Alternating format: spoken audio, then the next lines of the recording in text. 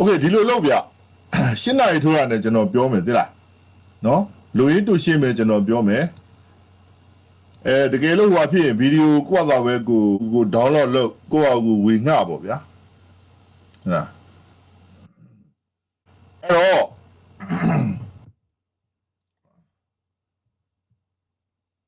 ကျွန်တော်တို့ကလည်းဟိုမှာလူဟိုကိုသွားမယ်ဆိုတော့ပေါ့နော်အားနာတယ်ကျွန်တော်လည်းအရေးကြီးတာပြောချင်လို့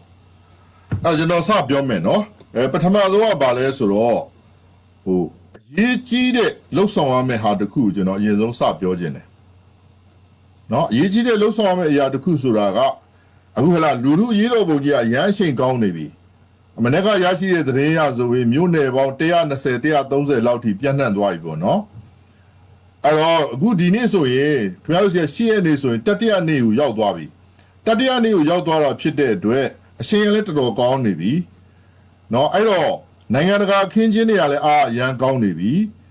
အဲ့တော့ကျွန်တော်အဓိကတိုက်တွန်းချင်တာကเนาะအဓိကเนาะအရေးကြီးဆုံးတိုက်တွန်းချင်တာက CDM လို့ခေါ်တဲ့ civics ဟုတ်ပြီเนาะ civics disobedience အဲ့ဒါကိုအထောက်ပံ့ပေးပါเนาะအဲ့တော့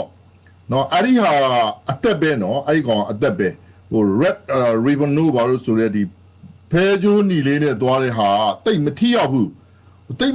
မဟုတ်ဘူးဗျာဟိုကိုမင်းကိုနိုင်ပြောသွားသလိုပါပဲเนาะဒါယဉ်ကျေးတဲ့လူဖွဲ့စည်းကိုလောက်ရမှာပါသူတို့သွားလို့မရဘူးအဲ့တော့လူလူအခမ်းမှု CD movement ကိုတေချာလုံးမှရမယ်အဲ့တော့ကျွန်တော်တို့တွေဒီမှာဆွေးနွေးကြတယ်ပေါ့ဗျာဒါကျွန်တော်ကဒါ speaker တယောက်အနေနဲ့ကျွန်တော်ထုတ်လွှင့်ပေးတာပါเนาะအဲ့တော့ဘာဖြစ်လဲဆိုတော့ကျွန်တော်တို့ကအဲ့ဒီ CD လို့ခေါ်တဲ့အလုပ်သမားတွေအလုပ်မလုပ်ဖို့ဟလာပြောကြဆိုကြတဲ့အထက်မှာအခုလူတို့ရေးတော်ပုံကြီးကလည်းတစ်ဖက်မှာပေါ်လာပြီဆိုတော့အဲ့ဒီအလုပ်သမားတွေအလုပ်မစင်းဖို့ကိစ္စကိုကျွန်တော်တို့ကထက်ကစီးရုံးရမယ့်အချိန်မဟုတ်တော့ဘူးဗျနော်အဲ့တော့ဘာလို့ရမယ့်အချိန်လဲဆိုတော့ကျွန်တော်တို့တားဆီးရမယ့်အချိန်ရောက်လာပြီတားဆီးရတော့မယ်ကျွန်တော်တို့အင်္ဂလိပ်ခေတ်တုန်းကဆိုရင်အဲ့လိုတပိတ်မောက်တဲ့ဟာကိုအလုပ်တွေစင်းပြီဆိုကျွန်တော်တို့ကဟာလာအလုပ်တွေတားကြရတယ်တချို့လုပ်ငန်းခွင်တွေမှာဆိုဘယ်လောက်ထိတော့ဆိုတော့လူတွေကိုဒီလိုထိုးခင်းပြီးတော့အလုပ်ထဲကိုဝင်လို့မရအောင်ထိသူတို့ကတားကြတာရှိတယ်ဟာလာအဲ့ဒီပုံစံပေါ့ဗျာเนาะဟာလာကျွန်တော်တို့ကတားပါလိမ့်မယ်နံပါတ်1ရေးကြီးဆုံးကကျွန်တော် stick တင်ထားတယ်ပေါ့ဗျာဘန်တွေပေါ့ဗျာနံပါတ်1ကအဲ့ဘန်လုပ်ငန်းကြီးဟာလာဘန်လုပ်ငန်းကြီးကအကြာကြီးရခိုင်းတာမဟုတ်ဘူးတချို့တွေကခင်ဗျားတို့လိုက်မမီဘူးဆိုရင်ကိုယ်အတွေးခေါ်လိုက်မမီဘူးဆိုမမီတဲ့နေရာမှာပဲနေ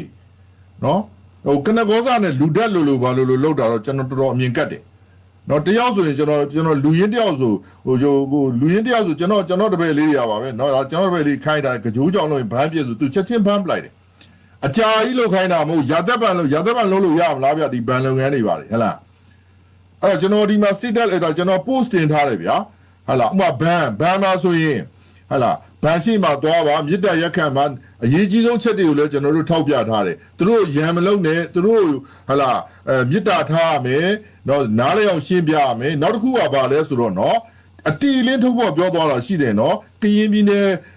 ဝင်ကြီးချုပ်ဟောင်းဝင်ကြီးချုပ်ဒေါ်နန်းခင်ထွေးမြင့်ကနေပြီးတော့အတီလင်းပြောထားတယ်အဲ့ဒါဝင်ကြီးချုပ်အားလုံးရဲ့အတန်ပါတဲ့ဆိုပြီးပြောသွားတာရှိတယ်အဲ့ဒါဘာလဲဆိုတော့ဒီကိစ္စမှာเนาะအလုံးမလုံးဘူးဆိုပြီးတော့ခံလို့မလို့အလုတ်ပြုတ်သွားတယ်ဆိုရင်သူတို့ဆိုးကပြန်တက်လာပြီဆိုတဲ့အချိန်မှာเนาะဟလာဒီအဲ့ဒီအလုတ်သမားတွေကိုတဲ့เนาะတစင်တိုးတောင်မှပေးလို့ရမယ်ဆိုရင်ပေးလို့ရတော့သူတို့ပေးမယ်ဝန်ထမ်းကောင်းတစ်စိတ်တွေပေးမယ်ဆိုတာကိုဒေါ်နန်းခင်ထွေးမြင့်ကျွန်တော်တော့အချိန်ရတယ်ကျွန်တော်ဟိုဖြစ်တယ်ဆိုရင်အဆင်ပြေတယ်ဆိုရင်သူ့ရဲ့တန်ဖိုင်မှာတင်ပေးဦးမယ်ခင်ဗျားတို့လည်းတည်ပြီးဖြစ်မှာပါအဲ့တော့လူကြီးရာဒီပေါ့နော်တောက်လျှောက်ကြီးပေါ့နော်တောက်လျှောက်ကြီးဟို matching လုပ်နေတာလဲလုပ်ပေါ့မလုပ်နဲ့လို့မဆိုလိုပါဘူးနောက်ထပ်ကျွန်တော်တို့က viewer တစ်ခုလုံးနေတယ်အဲ့ဒါဘာလဲဆိုတော့နံပါတ်1ကဘန်နော်ဘန်တွေကိုကျွန်တော်တို့အလုပ်မယ်ဆိုလဲအလုပ်ဟိုပေါ့ဗျာတားဆီးရမယ်အဲ့ဒီနေရာမှာပေါ့ဗျာကျွန်တော်မိတ်ဆွေရလဲကြံပေးတယ်ဘယ်လိုကြံပေးလဲဆိုတော့ဟလာဟိုချက်ချင်းလောက်ပါလို့ကျွန်တော်ပြောတာမို့လူတွေအနေနဲ့လည်းလိုအပ်တဲ့ပတ်စံတွေကိုကိုသုံးမဲ့ပြုမဲ့ပတ်စံတွေကိုသုံးထားပေါ့ဟုတ်လားထုတ်ထားပေါ့ဗျာဘန်တွေကထုတ်ပြီးသွားပြီဆိုရင်ဘန်တွေကိုကျွန်တော်တို့လူတွေကအကြောင်းဟလာသူတို့ဟိုကျွန်တော်တို့လူတွေကပြောလိုက်မယ်ဘယ်ရဲ့နောက်ဆုံးထားပြီးတော့ပိတ်ပါမပိတ်ဘူးဆိုရင်ကျွန်တော်တို့တားဆီးမယ်ဒါကိုကျွန်တော်တို့ကဟလာတပိတ်တားတယ်လို့ခေါ်တယ်နော် အဲ့တော့အားလုံးကဝိုင်းတားဆီးမယ်ချက်ချင်းကြီးလောက်ပါလို့ကျွန်တော်ပြောတာမဟုတ်ဘူးเนาะခင်ဗျားတို့လမ်းကြောင်းထဲမှာလည်းဒီတိုင်းသွားလိမ့်မယ်အဲ့တော့ဒီဆန္ဒပြမှုတွေကတရက်ကနေရက်2ရက်က3ရက်3ရက်က4ရက်ဆိုအဲ့လိုကြံ့ကြာသွားမယ်ဆိုရင်အိုင်လာတတ်တယ်အီလာတတ်တယ်ပေါ့เนาะအထီးရောက်ဆုံးက CD လှုပ်ရှားမှုပဲเนาะအဲ့ CD လှုပ်ရှားမှုမှာလူထုအားကိုယူပြီးတော့အဲ့ဒီ CD လှုပ်ရှားမှုပံ့ပိုးရမယ်เนาะအဲ့တော့တားဆီးတာတွေလုပ်ရမယ်မြစ်တာရက်ခံရမယ်တားဆီးရဆိုတဲ့နေရာမှာလည်းကျွန်တော်တို့ကမြစ်တာရက်ခံရမှာအင်္ဂလိပ်ခေတ်တို့ဘာလို့ပါဆိုရင်ဗျာဘယ်လောက်ထိလှုပ်လဲဆိုရင်ကျွန်တော်တို့မြန်မာမျိုးချစ်တွေကရှစ်ခိုးတောင်းပန်ပြီးအလုပ်မသွားပါနဲ့လို့တောင်းမှအလုပ်ထဲမဝင်ကြပါနဲ့ဆိုလုပ်ခဲ့တာရှိတယ်။မှာကျွန်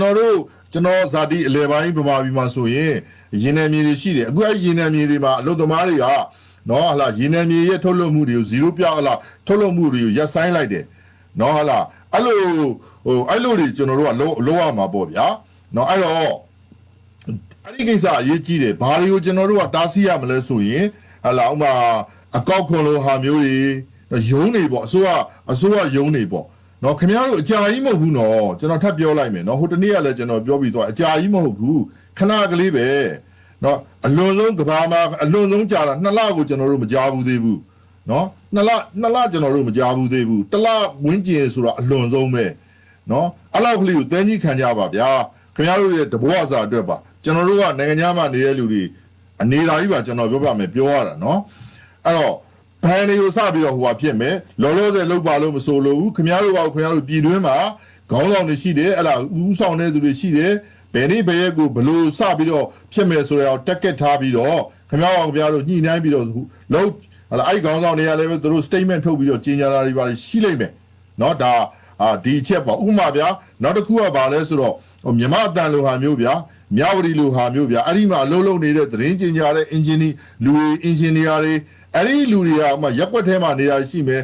ဟိုဟာတွေပေါ့တနည်းအားပေါ့ရက်ွက်ထဲမှာနေတယ်ဆိုရင်သူတို့မြေတားရက်ခံသူတို့တားဆီးရမှာတယောက်တစ်ယောက်ကသွားပြီးတားခိုင်းတာမဟုတ်ဘူးเนาะ demonstrate လုပ်ရမယ် demonstrate ဆိုတာဘာလဲဆိုတော့သူတို့သွားပြီးတော့เนาะဟာလားဟိုကျွန်တော်အဲ့မှာဟိုပေးထားတယ်ပေါ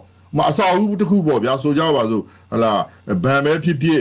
်အကောက်ခွန်ပဲဖြစ်ထွေအုပ်ပဲဖြစ်အဲ့လိုနေရာမျိုးတွေမှာဟလာဟိုလူလူမျက်နှာလူလူဘက်ကိုမျက်နှာမူပါလူလူဘက်ကိုမျက်နှာမူပါအလုံးမစင်းမို့ရေတို့ရေဆရာနာချင်းစနစ်ကြဆုံးရပြီဆိုကြွေးကြော်တန်တွေကိုတိုင်ပေးเนาะဒါကြွေးကြော်တန်တွေကိုတိုင်ပေးအဲ့ဒါရန်ရေးကြီးပါတယ်အဲ့အချက်ကိုကျွန်တော်အလေးနဲ့ထားပြီးတော့ကျွန်တော်ပြောခြင်းတယ်เนาะအဲ့အချက်ကိုအလေးနဲ့ထားပြီးပြောခြင်းတယ်နောက်တစ်ခုကကြတော့ပါလဲဆိုတော့နော်ဟိုကပြစ်လိမ့်မယ်ဒီကခတ်လိမ့်မယ်ရန်ကုန်တက္ကသိုလ်တွေကိုကားသူကား5စီးမကားလို့ကားအစီး9သိန်းပဲဝင်သွားတော့ခင်ဗျားတို့ဘာမှပူစရာမလိုဘူးကျွန်တော်ပြောပြမယ်နော်ဘာမှပူစရာမလိုဆိုတော့ကျွန်တော်ကဟလာဟိုကဖြစ်ပြီးဟိုမြောက်ပင့်ပေးတာမဟုတ်ဘူးသူလှုပ်ချင်တယ်လှုပ်လို့မရဘူးဒီကနေ့ပဲ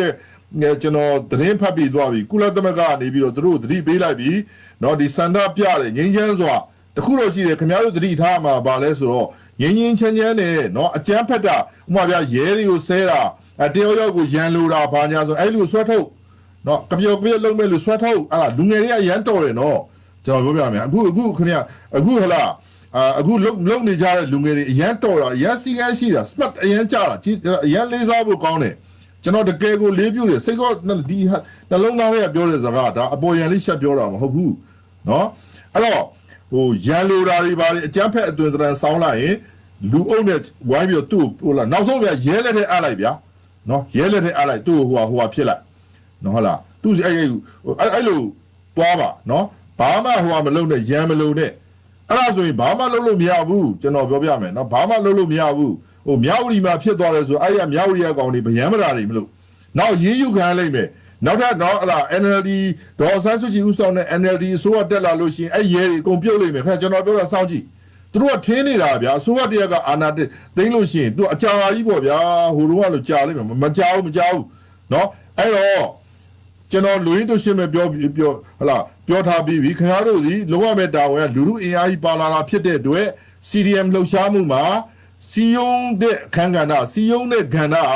ကုန်ပြီကျွန်တော်ပြောမယ်တားဆီးတဲ့ကဏ္ဍကိုသွားပါလိမ့်မယ်တားဆီးရဆိုတော့လဲကျွန်တော်စောကပြောသလိုပဲမေတ္တာရက်ခံပါနားလဲအောင်ရှင်းပြပါမကြပါဘူးခဏကလေးပါတလနော်အရန်ကြောက်တာနော်သူတို့ကနော်ဒါကျွန်တော်ပြောတာမယုံမရှိနဲ့ခုကြောက်စရာဟာကြီးတခုအခုဟလာလူတို့ရေးတော်ဘုံကြီးကအိုးဆိုခုဖြစ်ပြီတနိုင်ငံတို့ခင်ဗျားတို့ကျွန်တော်ကြိုးပြောခဲ့ပြီ အခုလူဟလာထပ်ပြီးတော့အားဖြည့်ဖို့အဲ့ဒါလည်းရန်အားကောင်းနေပြီခင်ဗျားတို့အောင်ပွဲရလက်တကမ်းမှာပဲရှိတယ်လက်တကမ်းမှာပဲရှိတယ်အဲ့တော့စီယုံလို့မရဘူးဆိုတဲ့လူတွေအထက်လူကြီးကဘယ်ကဲသို့ညာကဲသို့ pressure တားဆီးမယ်ကျွန်တော်ပြောပြမယ်နော်လူအားနဲ့တားဆီးမယ်သောပြောလို့ပဲပေါ့ဗျာဗျမ်းမရာကြီးနဲ့ရန်ဖြစ်တယ်လို့သွားမလုံးနဲ့ယုံနေရှိမှာလူလူမျက်ဟလာလူလူဘက်ကိုမျက်နှာမူပါလူလူဘက်ကိုမျက်နှာမူပါအလုံးမစင်းဖို့ရေးဒို့ရေးနော်အလုံးမစင်းဖို့ရေးဒို့ရေးစစ်အာဏာရှင်ကြဆုံးပါစေအဲ့ဒီကြွေးကြော်သံလေးနဲ့တန်ပြိုင်သွားအောင်မယ်တော့ကျွန်တော်တနေ့ကလည်းအဲ့လိုပဲဗျမြို့နယ်တစ်မြို့နယ်မှာဖမ်းတာစီးတာကိုကျွန်တော်ပြောထားတယ်အဲ့လိုတယောက်တစ်ပေါက်တည်းမအောင်နဲ့တန်ပြိုင်အောင်ဖမ်းဆီးတဲ့အကြံတို့လည်းမကန်ဖမ်းဆီးထားသူချက်ချင်းလွတ်ဆိုတာနော်ဟုတ်ပြီအဲ့လောက်ဆိုရင်လုံလောက်ပြီအဲ့တော့နိုင်ငံတကာသတင်းလေးကိုကျွန်တော်နိုင်ငံတကာရဲ့အခုဖြစ်စဉ်တွေမှာအရန်ထူးခြားတာတခုကိုကျွန်တော်ပြောမယ်နော်အရန်ထူးခြားတာလေးတခုကိုကျွန်တော်ပြောမယ်လူရင်းတူရှိအဲ့ဒါဘာလဲဆိုတော့အမေရိကန်နေပြီးတော့မြန်မာနိုင်ငံကိုရေးယူမဲ့ကိစ္စမှာနော်အမေရိကန်အရန်မြန်မာနိုင်ငံကိုရေးယူမဲ့ကိစ္စမှာနော်အမေရိကန်ရဲ့ဆုံးဖြတ်ချက်ထဲမှာအရန်ထူးခြားတာတခုအရန်ထူးခြားတာနှစ်ခုပါလာတယ်ဗျာအရန်နှစ်ခုပါလာအဲ့ခင်ဗျားတို့မှတ်ပြီးလက်ဆင့်ကမ်းလိုက်ပါနော်လက်ဆင့်ကမ်းလိုက်ကြပါနော်အဲ့တော့မင်းတို့မကြားဘူးလားဒီပါလာတယ်အဲ့တော့တတိတစ်ခုထားမှာဘာလဲဆိုတော့ဟလာနိုင်ငံကြီးတွေဆိုတာတန်ငင်းတမန်ငင်းတန်ရေးတမန်ရေးဆိုတာရှိတယ်သူတို့ကဖေတော့မောင်တော့ပြောလို့မဖြစ်ဘူးကျွန်တော်ပြောရမယ်တန်ငင်းတမန်ငင်းနေနဲ့ပြောရတာနော်အဲ့တော့ထူးခြားချက်နှစ်ခုကနံပါတ်1ထူးခြားချက်ကဘာလဲဆိုတော့မြန်မာနိုင်ငံကိုအရှင်ယူမဲ့အထဲမှာတော့မြန်မာနိုင်ငံရဲ့စစ်အာဏာသိမ်းမှုကိုရေးယူဆောင်ရွက်မယ်ဆိုတဲ့အထဲမှာကျွန်တော်ပြောတဲ့စကားလေးကိုလက်ဆင့်ကမ်းလိုက်ပါတေချာသတင်းတွေဝင်ဖတ်ပါအင်္ဂလိပ်လိုဖတ်တတ်တဲ့လူကဝင်ဖတ်ပါကာဝေးရေးဝင်ကြီးကိုထည့်ထားတယ်ဗျာကာဝေးရေးဝင်ကြီးကိုထည့်ထားတယ်အမတန်ထူးခြားချက်နော်နောက်တစ်ချက်ကျွန်တော်ထပ်ပြောမယ်နောက်တစ်ချက်ကကြတော့ဘာလဲဆိုတော့မြန်မာနိုင်ငံမှာတဲ့အခုလိုဒီ COVID-19 တွေတော့အခုလိုဟလာအာနာရုဖန်ဒီလူလူအာနာဖီဆန်မှုတွေဖြစ်နေတဲ့အတွက်တဲ့တော့လူလူကဒုက္ခရောက်နိုင်တယ်ဒါကြောင့်လူသားချင်းစာနာတဲ့ဟာတွေကိုပေးဖို့အတွက်လင်ကွင်းတွေလေစင်တက်ခွင့်ပေးရမယ်ဆိုတဲ့အချက်နှစ်ချက်တောင်းထားတယ်โอเคเนาะအဲ့တော့ခင်ဗျားတို့လှုပ်ရှားရှိတာဆက်လို့